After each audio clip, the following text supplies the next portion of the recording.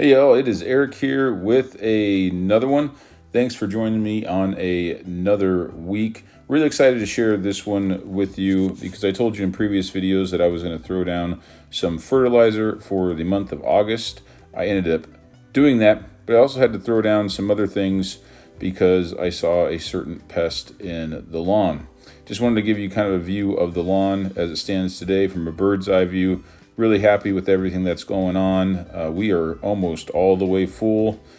Really just impressed. It's that time of the year. My lawn is probably the best looking in the neighborhood just because the St. Augustine is super happy.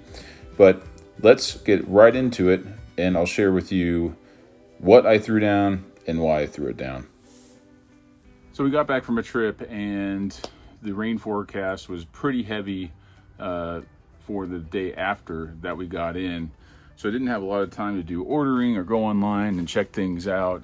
But I did know that I had some inventory in the garage of some fertilizers and insecticides.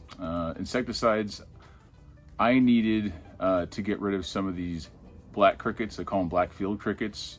There wasn't a ton of them in my lawn, but they were definitely around, and wanted to make sure that I, took care of that before they started multiplying like crazy.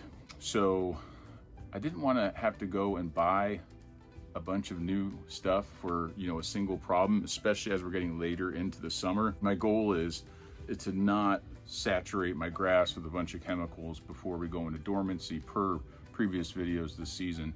So what I did is I went into my garage and I had a third of a bag of Duocide and a third of a bag of the Bio Advanced. I'll put a link to the videos I did for these right up here. But all I did is I poured them into my Echo spreader and threw it down. I mean, it was great. There was no chemical reaction or anything like that.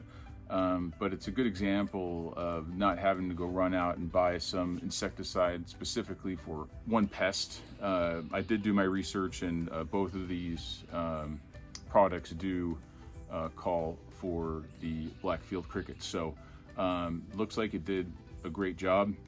So also on the fertilizer side, I've got a bunch of tiny amounts of 17, 17, 17. I mean, not even enough for a small patch of grass. It was just a little bit left over, and I had a little bit left over of a 10 10 10, not enough to throw down on a 5,000 to 6,000 square foot area. Also didn't want to wait a couple days for fertilizer to come in through the mail. So what I did is I ended up going to my local Lowe's and looking for a good product, and I landed on the Stay Green 2204.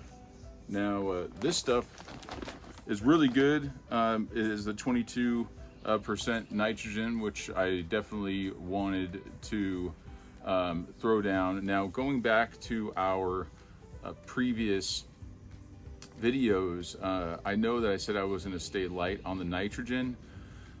That took a back seat because after doing some calculations on how much nitrogen I've thrown down since the beginning of the season, I did have a little bit of wiggle room, and I can always go back on my September application and throw down a 10 10 10, go really light, or even go to the stress blend, is which I'll likely do by Yard Mastery. So decided to pick up the 2204. I did it at the regular rate. This calls for 12,000 square feet of coverage, so I'm gonna get 2 full applications out of this bag. So this will last me till next season. I'll wrap it up, tape it up, and hold on to it. So I've got something in my quiver for next season. And big question, did I throw it all down at the same time? The answer is yes. So why did I do that? Well, it doesn't really matter when it comes to insecticides and fertilizers, if you throw them down at the same time. Obviously read your labels. I read these labels. These are just fine to throw down. So for me, with the big rain that was coming, the saturation, we got about 3/4 of an inch in a couple hours, and it came right on time. So I was able to throw all that down. all at one time. Well, not at one time. I mixed these in one bag first, in one batch first, spread that on the lawn, and then I came back, you know, adjusted my Echo spreader to 5 to spread the Stay Green after that. And man, the results have just been killer so far. It hasn't even been down a week, and my grass is growing like crazy. The good news about the Stay Green stuff too is that it does have some slow release nitrogen there as well. It says it feeds up to 2 months. We all know it won't feed up to that long, but at least it's not going to hit the grass all at one time. I've had 0 burn, and it's got that iron in there. Iron's great to allow the grass to absorb some of the nutrients. So overall, I'm really happy, and it goes to show that you don't have to spend a bunch of money all the time to do what you need functionally for your lawn. And the results so far are evident.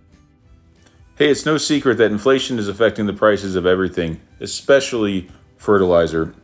So when it comes down to feeding nutrients to your lawn, don't be afraid to go to your big box store. Chances are they have a product there that's similar to the product that you were using that might be a little bit cheaper. Maybe it doesn't have some of the micronutrients or whatever the case may be. The bottom line is larger price does not always equal better results. So take your time, look at some things. Maybe you need to save a little bit of money this year. That is okay. Secondly, go into your garage. You may have some things left over there that you don't remember. I know I do. I have to sometimes move a couple boxes to find different products that I may have bought a season ago. So take a look at those two things. Most important thing is that our lawns don't have to suffer through this time. Hope this video helps, and we will see you on the next one. Bye now.